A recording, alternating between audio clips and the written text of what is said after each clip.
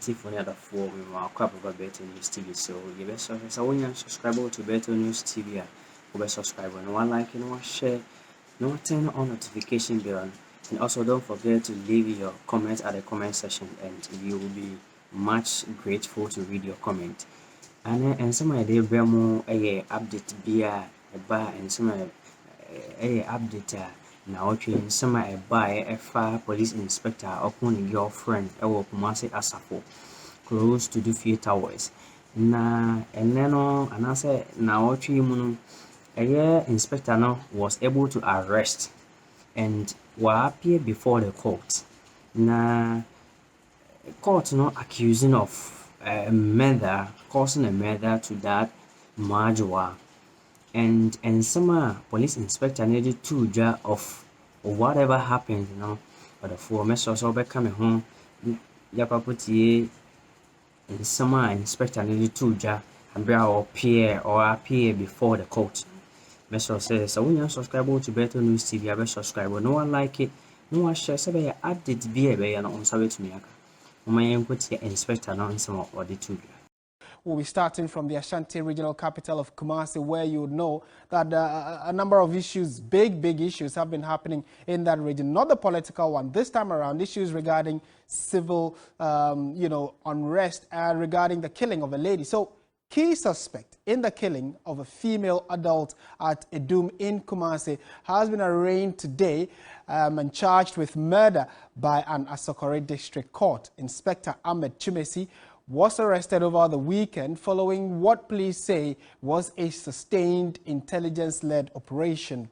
Family of the deceased have called on the Inspector General of Police, the IGP, to ensure justice for their relative, even as they struggle to come to terms with her demise. In the last few hours, the suspect has been appearing before the Asokore Mampon District Court amidst tight security. There has also been considerable interest in the matter, with many looking to see to the conclusion of the trial. It is not the first time that the police has been embroiled in such controversies and specifically over issues of relationship.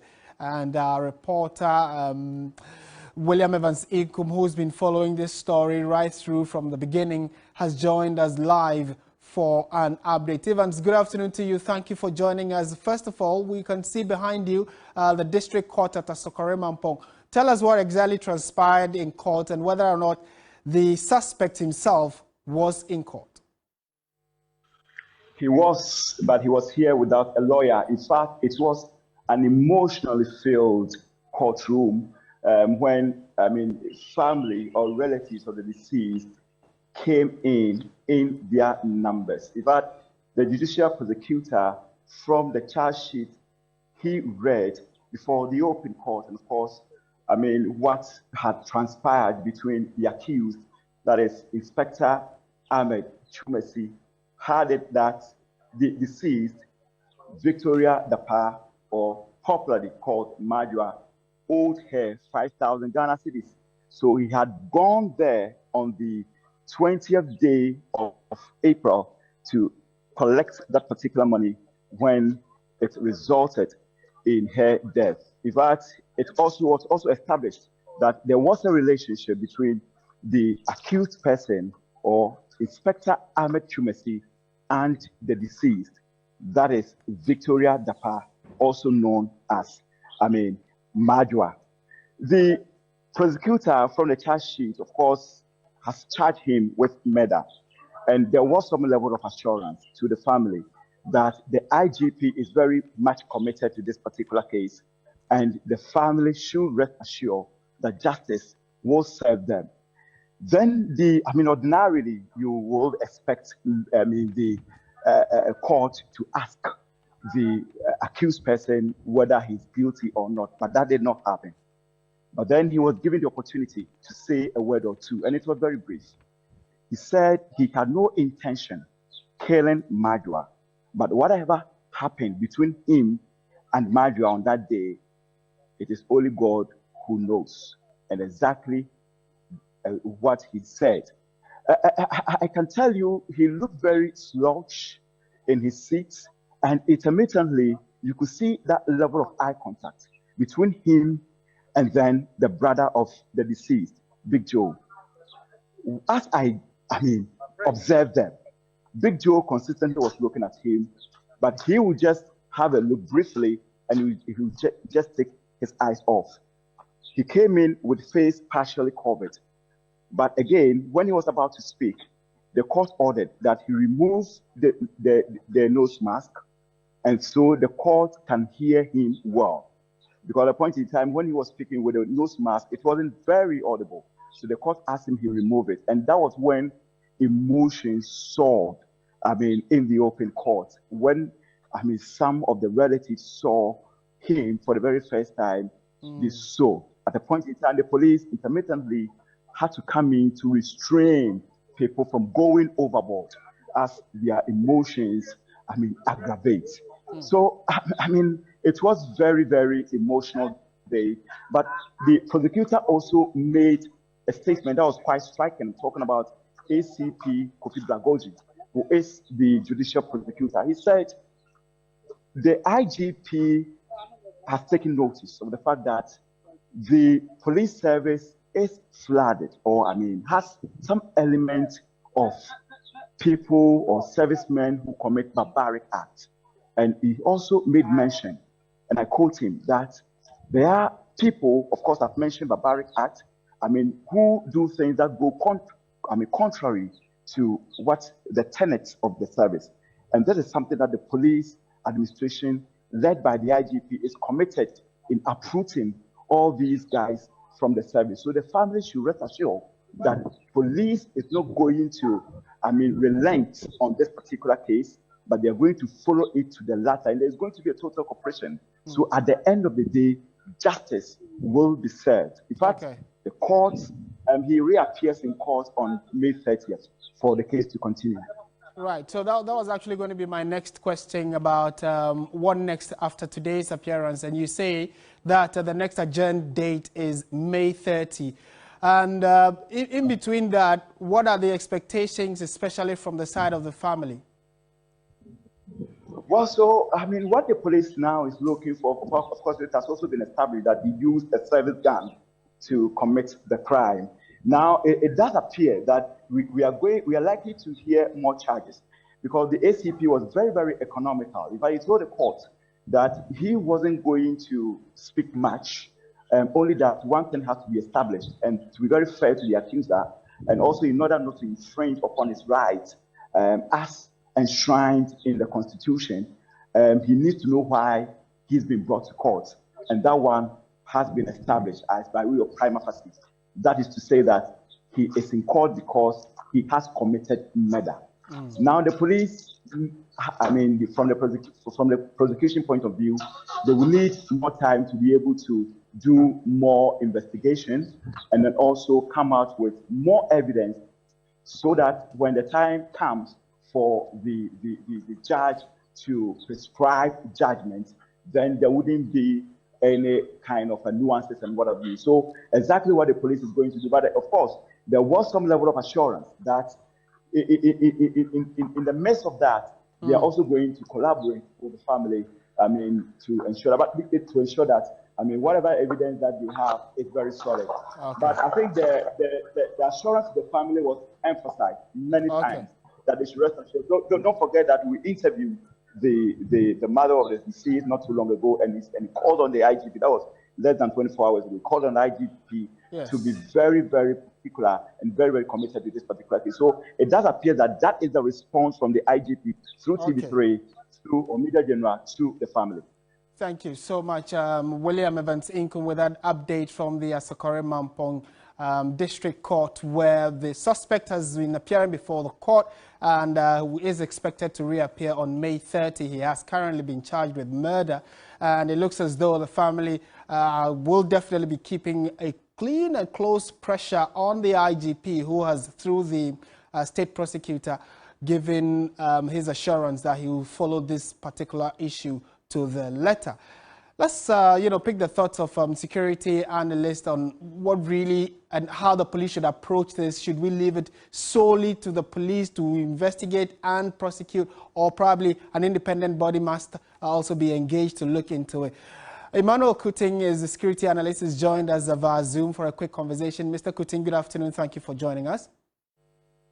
Good afternoon. Thank you for having me. Good afternoon to your cherished viewers. Right. To start with, so the suspect appeared before court. We are told he's to reappear. He's been charged with murder. I mean, all of this playing out.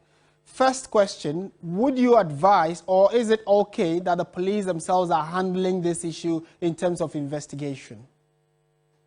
Well, it's purely a criminal case. And if you look at the law, it's under the ambit of the police service and no any other authority. So I think it is in order. Right. And in line with that, what are your expectations specifically with the fact that now he's been charged with murder? We're told that he used a service rifle in committing this crime. So what are your expectations and how all of this is expected to play out? There are very interesting questions we should be asking the police service. As at the time he was holding the rifle, it's a service rifle. Was he on duty? What is the service arrangement over handling of rifles? Because I know that we don't have enough in the system. So there's a system in place. When you are going for duty, you sign in and take, and when you come back, you return and sign out. So investigation should reveal that. And you see, the inspector's case is one of many. I think that the Ghana Police Service as it is today is too stressed out. There's low morale in the service as we speak today, and we must look at how we can help the service to reform. We have to look at the psychological needs of the personnel. This is clearly a mental health issue. And it means that we have a lot of our men and women in uniform who are facing one challenge or the other, but because the system is not properly arranged, they are not able to pick up some of these signals and deal with them. And you see, the police as an institution is supposed to be transformational. It means that whoever IGP comes, there must be a transformational agenda that has to be pursued. You remember when Dampari was appointed, some of us spoke highly of him. And indeed, in his initial stages, he did so well. But now he has gone to sleep. And I dare say that there's a group of people within the police administration called the Dampari Boys. And I want to use your platform, right, to let us have a conversation whether under the law, the IGP has the right to create such a body. Boys who don't respect their seniors, boys who don't even take commands from commissioners. So to me, it is a vigilante group of a sort, because if you have a group of this nature who doesn't take orders from their superior, it goes against the foundation of the regimental orders that keep the police force in place. Okay. So these are the things that are fueling most of the things we are seeing. If you speak to most of the commissioners and line commanders, they are afraid to talk for fear of victimization and things like that. But Mr. Kuting, is that specific to this current IGP, or that's a concern generally within the police service, where if there's a new IGP or whoever is in authority or has the leadership of the IGP, all the servicemen are afraid to, like you're saying, express their views or opinions on issues like these because of fear of victimization? Is that a new thing in the police service, or it's been there for some time now? It has been the case with subsequent successive IGPs, but it has been very endemic with this current IGP. Okay. I'm throwing a challenge to you for your journalists to speak to line commanders about the activities of the Dampari Boys. And unfortunately, he will unilaterally promote some to the status of even inspectors. Most of them have been promoted above their colleagues to the status of inspector, and it's killing morale. So as a result of that, personnel are disillusioned, and most of them need psychological help. Yeah, so that's actually my next. I'm not surprised that a senior police officer like an inspector will do this despicable act of using a service rifle to fire no one's 5 shots into an alleged lovebird. So it's an endemic problem we have to look at because it's creating a lot of insecurity in the system. In the service. All right. So kindly stay with me because our next story also has to do with issues of security and the police service. But this time around, it has to do with the developments in the Western region where the police there say they have arrested the prime suspect in connection with the attack on the Axim District Police Patrol Team, which occurred on the 9th of March 2023. Kwame Asare, alias Kwame Eni, had been on the wanted list of the police after it emerged that he, together with his gang, were working with some policemen in Axim to extract monies from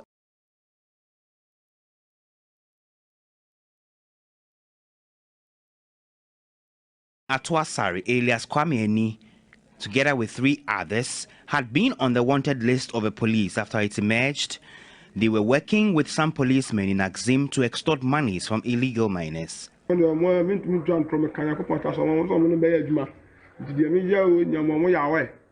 work with the police to extort monies from many Galamsey sites.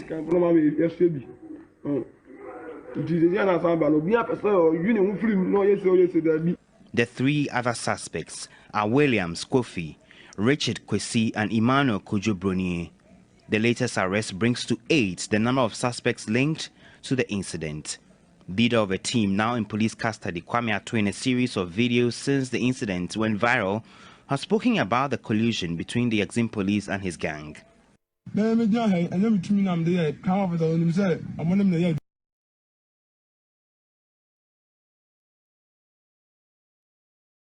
Attacking my sword. No chase our video now. Which you was on back as a money in the year, Juma. But she said, Biani, I mean, Yabotre. Suppose in one like, oh, mammy, too. I didn't talk a chance on them in the year, Juma. Maybe your police in the police at you. And she didn't open for about bush, Yamosika. Now, all patch or 7 years in the year, Jumano. They are all patch on Yan, 2 and 2 no school. I need to know Casa. Or what I say, Robin, and your Robin. Security analysts had urged the police to treat the suspects as informants.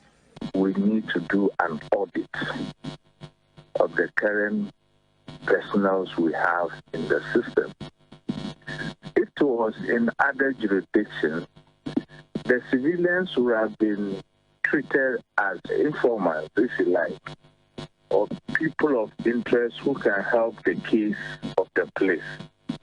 Because the conduct of the police personnel was very untenable. A police statement on the latest arrest noted Kwame Atwasari, while in hiding, made allegations of extortion against the Axim District Police Commander, the crime officer, and other police officers in the district in several media interviews, and these are currently being investigated by the Police Professional Standards Bureau. Ex-police officer, now MP for Wa West, Peter Tobu, wants the Police Professional Standards Bureau to fast-track the probe and make the findings public. Referring that matter to the Professional Standards Bureau is in the right direction. When you conclude the matter, please come back to the public and let them know this particular matter that we're investigating. The police officers have been punished or they've not been punished. The suspect in court, this is the outcome. We want to follow the case to its finality, and I think that will be more professional. For now, the police are preparing to arraign the 4 other suspects. All right, so clearly that's another twist in the entire police saga when it comes to issues of police personnel who've been involved in some of these issues. So Mr. Koting is still with us.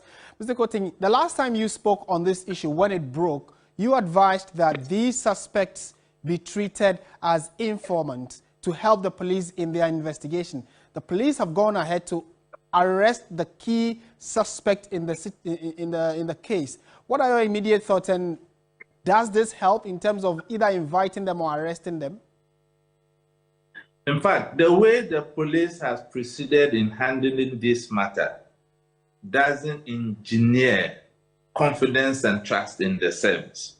The information that these gentlemen have given, if it was a proper functioning force or an institution, these gentlemen should have been treated as witnesses, but not as suspects. Is it not so questionable that a uniformed personnel can be disarmed by a civilian in that manner? It means there is more to it. That is the breakdown of law and order I'm talking about in the service today. Because if the IGP has formed his own boys, constables, sergeants, corporals, and inspectors, who does not even respect their line commanders because they report directly to the IGP, these are some of the things we will get. Okay. The personnel will begin to fold their arms, and some will engage in illegal activities like this because nobody can bring them to order. Okay. So to me, I am calling on the Parliamentary Select Committee on Interior and Defense to invite the IGP before Parliament to answer questions about the role of the Dampari boys and their activities, and so far what they have been able to achieve after their formation. And if these things are not brought to into under control, the morale within the service will begin will continue to sink. And don't forget, let me add this one. Those Dampari boys must know that Dampari will not continue to be IGP forever. You know, Mr. Kuti, that's actually the point of diversion for me, where it looks as though you are certain about your sources that Mr. Dampari, the IGP, is forming a clique or a group of people within the service called the Dampari Boys. We thank you for raising this. We'd certainly, like you are saying, we should look into it. We will look into it, but maybe in the generality of things, we may have to end the conversation here for now. We'll definitely be coming back for more when it has to do with other important security issues. Emmanuel Kuting, security analyst there. Thank you for your time.